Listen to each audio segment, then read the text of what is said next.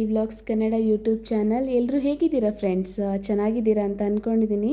So ಇದು Sunday ದಿನದ vlog ಆಗಿರುತ್ತೆ ಫ್ರೆಂಡ್ಸ್. ಏನಪ್ಪ ಇವರು ಸಂಡೇ ದಿನ ಅದನ್ನು ಪೂಜೆ ವ್ಲಾಗ್ ತೋರಿಸ್ತಾ ಇದ್ದಾರೆ, ಎಲ್ಲರ ಮನೆಯಲ್ಲೂ ಚಿಕನ್ನು ಮಟನ್ನು ನಾನ್ ವೆಜ್ ವೀಡಿಯೋಸ್ಗಳೆಲ್ಲ ತೋರಿಸ್ತಾ ಇದ್ದಾರೆ ಅಂತ ಅಂದ್ಕೊಳ್ತಾ ಇದ್ದೀರಾ.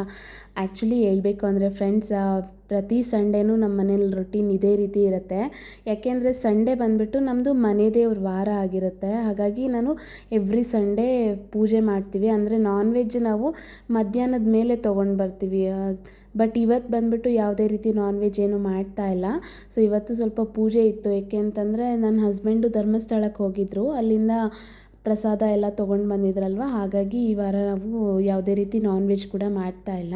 ಸೊ ಬೆಳಗ್ಗೆನೇ ಎದ್ದು ಎಲ್ಲ ಕ್ಲೀನ್ ಮಾಡಿಕೊಂಡು ಪೂಜೆ ಸಾಮಾನು ಎಲ್ಲ ಇವಾಗಲೇ ಬೆಳಗ್ಗೆನೇ ವಾಶ್ ಮಾಡಿಕೊಂಡು ನೀಟಾಗಿ ಪೂಜೆ ಕೂಡ ಮಾಡಿದೆ. ಪ್ರಸಾದ ಎಲ್ಲ ಇತ್ತಲ್ವ, ಹಾಗಾಗಿ ಅಕ್ಕಪಕ್ಕ ಫ್ರೆಂಡ್ಸಿಗೆಲ್ಲ ಕೊಡಬೇಕಿತ್ತಲ್ವ. ಹಾಗಾಗಿ ಬೆಳಗ್ಗೆನೇ ಎದ್ದು ನಾನು ಮತ್ತು ನನ್ನ ಮಕ್ಕಳು ಪೂಜೆ ಎಲ್ಲ ಮಾಡಿದ್ವಿ. ನಿಧಾನಕ್ಕೆ ತಾಳ್ಮೆಯಿಂದ ನಮ್ಮ ಮನೆಯಲ್ಲಿ ಪೂಜೆ ಎಲ್ಲ ಮಾಡ್ಕೊಳ್ತೀವಿ. ಸ್ವಲ್ಪ ನೈವೇದ್ಯಕ್ಕೆ ಕೂಡ ಪ್ರಸಾದ ಮಾಡಿಕೊಂಡು ಪೂಜೆ ಮಾಡಿದೆ ನಾನಿವತ್ತು. ನಾನು ಇದೇ ರೀತಿ ನನ್ನ ಮಕ್ಕಳ ಕೈಯಲ್ಲೂ ಪೂಜೆ ಮಾಡಿಸ್ತಾ ಇರ್ತೀನಿ. ಯಾಕೆ ಅಂತಂದರೆ ಹೆಣ್ಮಕ್ಳಲ್ವ, ಅವರು ಕೂಡ ಒಂದೊಂದನ್ನೇ ಕಲ್ತ್ಕೊಳ್ತಾ ಇರಬೇಕು ಅಂತ ಹೇಳಿ ನಾನು ಪೂಜೆ ಮಾಡೋ ದಿನ ಎಲ್ಲ ಮಕ್ಕಳನ್ನು ಬೇಗ ಎದ್ದೇಳಿಸ್ಬಿಡ್ತೀನಿ. ಬೇಗ ಎದ್ದೇಳಿಸಿ ಅವರಿಗೂ ಕೂಡ ತಲೆ ಸ್ನಾನ ಮಾಡಿಸಿ ಪೂಜೆಗೆ ಕರ್ಕೊಳ್ತೀನಿ. ಪ್ರತಿಯೊಂದೂ ನಾವು ಇವಾಗಲಿಂದನೇ ರೂಢಿ ಮಾಡ್ತಾ ಹೋದರೆ ಅವರಿಗೂ ಒಂದಲ್ಲ ಒಂದು ವಿಷಯ ಕಲ್ತ್ಕೊಳ್ತಾ ಬರ್ತಾರೆ ಅಂತ ಹೇಳಿಬಿಟ್ಟು, ಚಿಕ್ಕ ಮಕ್ಕಳು ಅಂತ ಹೇಳಿಬಿಟ್ಟು ನಾನು ನೆಗ್ಲಿಜೆನ್ಸಿ ಮಾಡೋಕ್ಕೆ ಹೋಗಲ್ಲ. ಎಲ್ಲ ವಿಷಯಗಳನ್ನೂ ಅವ್ರಿಗೆ ಇವಾಗಲಿಂದನೇ ಹೇಳ್ಕೊಡೋ ಪ್ರಯತ್ನ ಮಾಡ್ತೀನಿ. ಯಾಕೆ ಅಂತಂದರೆ ನಾವು ಚಿಕ್ಕ ವಯಸ್ಸಿಂದನೇ ನಾವು ಏನೆಲ್ಲ ಹೇಳ್ಕೊಡ್ತಾ ಬರ್ತೀವಿ, ಮುಂದೆ ಆದ್ರೂ ಅವ್ರಿಗೆ ಅಪ್ಪ ಅಮ್ಮನ ಮಾತು ಕೇಳಬೇಕು ಅನ್ನೋಂಥ ಒಂದು ಕನ್ಸರ್ನ್ ಬರುತ್ತೆ. ಇನ್ನು ಪೂಜೆ ಕೂಡ ಎಲ್ಲ ಕಂಪ್ಲೀಟ್ ಆಯಿತು. ನನ್ನ ಹಸ್ಬೆಂಡ್ ಸ್ವಲ್ಪ ಹೊರಗಡೆ ಹೋಗೋಣ, ಮಕ್ಕಳಿಗೆ ಏನಾದರೂ ಸ್ನ್ಯಾಕ್ಸ್ ಅದು ಇದು ಕೊಡಿಸ್ಕೊಂಡು ಬರೋಣ ಅಂತ ಹೇಳಿಬಿಟ್ಟು ಹೊರಗೆ ಕರ್ಕೊಂಡೋದ್ರು. ಹಾಗೆ ಡಿಮಾರ್ಟಿಗೇನೆ ಕರ್ಕೊಂಡೋದ್ರು. ಏನಾದರೂ ಕೆಲವೊಂದು ಐಟಮ್ಸು ಮರ್ತೋಗಿರೋವಂಥ ಐಟಮ್ಸ್ ಬೇಕಾದರೆ ತೊಗೊಂಡ್ಬಿಡು ಅಂತ ಹೇಳಿ.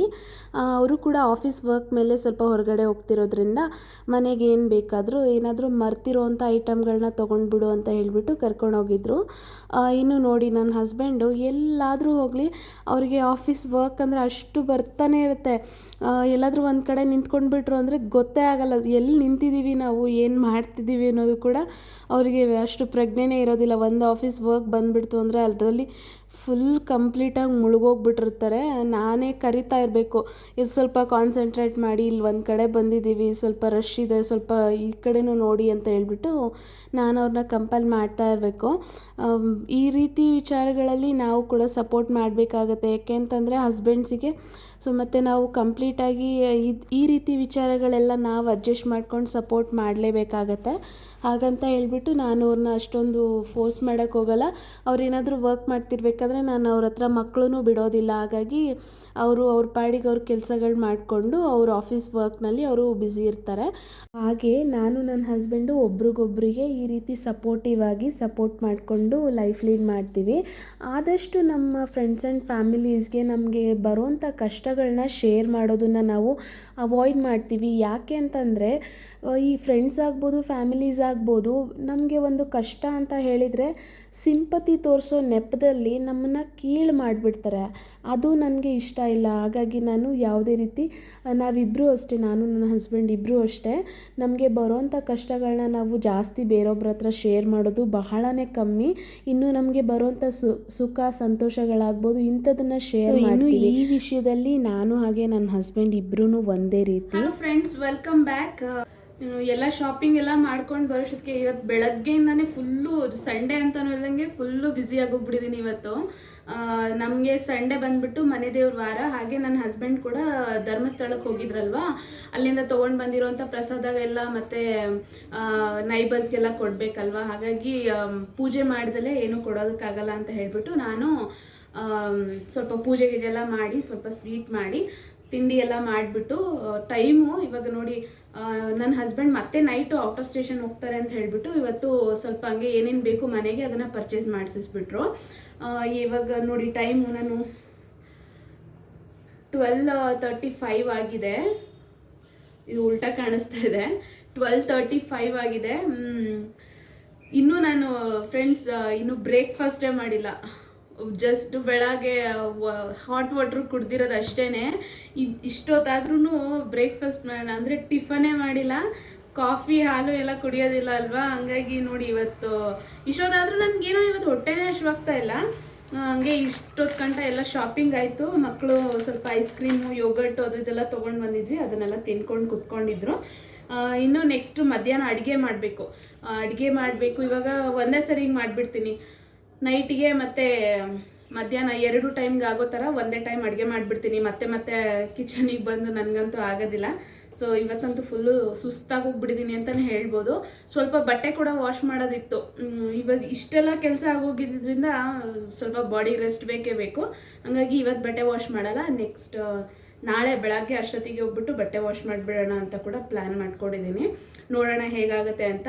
ಇವತ್ತು ಸಂಜೆ ಹಸ್ಬೆಂಡ್ ಔಟ್ ಆಫ್ ಸ್ಟೇಷನ್ ಹೋಗೋದ್ರಿಂದ ನನಗೆ ಮನೇಲೇ ಕೆಲಸ ಕೂಡ ಜಾಸ್ತಿ ಆಗೋಗ್ಬಿಡತ್ತೆ. ಹಾಗಾಗಿ ಈಗ ಅಡುಗೆ ಸ್ವಲ್ಪ ಏನು ಮಾಡಬೇಕು ಅಂತ ಕೇಳಬೇಕು ನನ್ನ ಹಸ್ಬೆಂಡ್ಗೆ. ಅವ್ರು ಏನು ಅಡುಗೆ ಮಾಡು ಅಂತ ಹೇಳ್ತಾರೆ ಅದನ್ನು ಪ್ರಿಪೇರ್ ಮಾಡಿ ಇಟ್ಬಿಟ್ಟು ಆಮೇಲೆ ನೆಕ್ಸ್ಟ್ ನಂದು ಮುಂದಿನ ಕೆಲಸ ಏನಿದ್ರು. ಸ್ವಲ್ಪ ವೀಡಿಯೋಸ್ ಕೂಡ ಎಡಿಟ್ ಮಾಡಿ ಅಪ್ಲೋಡ್ ಮಾಡೋಕ್ಕೆ ಆಗ್ತಾ ಇರಲಿಲ್ಲ. ಬೇಜಾರು ಮಾಡ್ಕೋಬೇಡಿ ಫ್ರೆಂಡ್ಸ್.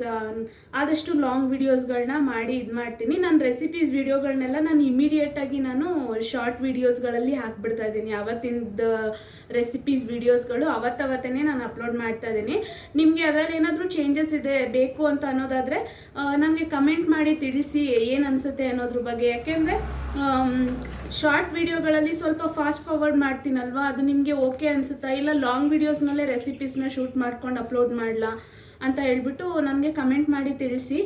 ನೀವು ಕಮೆಂಟ್ ಮಾಡಿದರೆ ಅದು ನನಗೂ ಕೂಡ ಅರ್ಥ ಆಗುತ್ತಲ್ವಾ. ಏಕೆಂದರೆ ತುಂಬ ಜನ ಶಾರ್ಟ್ ವೀಡಿಯೋಸ್ಗಳು ಲಾಂಗ್ ವೀಡಿಯೋಸ್ಗಳೆಲ್ಲ ನೋಡ್ತಿದ್ದೀರಾ, ಬಟ್ ಯಾರೂ ಒಪಿನಿಯನ್ನ ಕಮೆಂಟ್ ಮಾಡಿ ಶೇರ್ ಮಾಡ್ತಿಲ್ಲ. ಅದಕ್ಕೋಸ್ಕರ ಕೇಳ್ತಾ ಇದ್ದೀನಿ, ಒಪಿನಿಯನ್ನ ಕಮೆಂಟ್ ಮಾಡಿ ತಿಳಿಸಿ. ಸೊ ನನಗೂ ಕೂಡ ಕ್ಲಾರಿಟಿ ಸಿಗುತ್ತೆ ಯಾವ ರೀತಿ ನೆಕ್ಸ್ಟ್ ಮೂವ್ ಮಾಡ್ಬೋದು ನಾವು ಅಂತ ಹೇಳಿಬಿಟ್ಟು. ಸೊ ಇವತ್ತಿನ ವಿಡಿಯೋ ಕೂಡ ನಾನು ಇಲ್ಲಿಗೆ ಎಂಡ್ ಮಾಡ್ತಾ ಇದ್ದೀನಿ ಫ್ರೆಂಡ್ಸ್. ಸೊ ಮತ್ತೆ ನೆಕ್ಸ್ಟು ವಿಡಿಯೋಗಳಲ್ಲಿ ನಾನು ಆದಷ್ಟು ಬೇಗನೆ ಅಪ್ಲೋಡ್ ಮಾಡ್ಕೊಳ್ತಾ ಬರ್ತೀನಿ. ಅಂದರೆ ವೀಕ್ಲಿ ಒಂದು 3-4 ವೀಡಿಯೋಸ್ಗಳಾದರೂ ಮಿನಿಮಮ್ ಅಂದರೂ 3 ವೀಡಿಯೋಸ್ ಆದರೂ ಅಪ್ಲೋಡ್ ಮಾಡೋದಕ್ಕೆ, ಲಾಂಗ್ ವೀಡಿಯೋಸ್ ಅಪ್ಲೋಡ್ ಮಾಡೋದಕ್ಕೆ ಟ್ರೈ ಮಾಡ್ತೀನಿ. ಇನ್ನು ಶಾರ್ಟ್ ವೀಡಿಯೋಸ್ ಅಂತೂ ರೆಗ್ಯುಲರ್ ಆಗಿ ಹಾಕ್ತಾ ಇರ್ತೀನಿ. ನಿಮ್ಮ ಅನಿಸಿಕೆ ಏನು ಅಂತ ಹೇಳಿಬಿಟ್ಟು ಕಮೆಂಟ್ ಮಾಡಿ ತಿಳಿಸಿ. ಹಾಗೆ ನನ್ನ ವಿಡಿಯೋ ಇಲ್ಲಿವರೆಗೂ ನೋಡಿದ್ದೀರಲ್ವಾ, ಯಾರಿಗೆಲ್ಲ ಇಷ್ಟ ಆಗಿದೆ ದಯವಿಟ್ಟು ನಿಮ್ಮ ಫ್ರೆಂಡ್ಸ್ ಆ್ಯಂಡ್ ಫ್ಯಾಮಿಲಿಗೆ ಕೂಡ ನನ್ನ ವಿಡಿಯೋನ ಶೇರ್ ಮಾಡಿ ಅಂತ ಕೇಳ್ಕೊಳ್ತಾ, see you in the next vlog. Thank you friends, take care.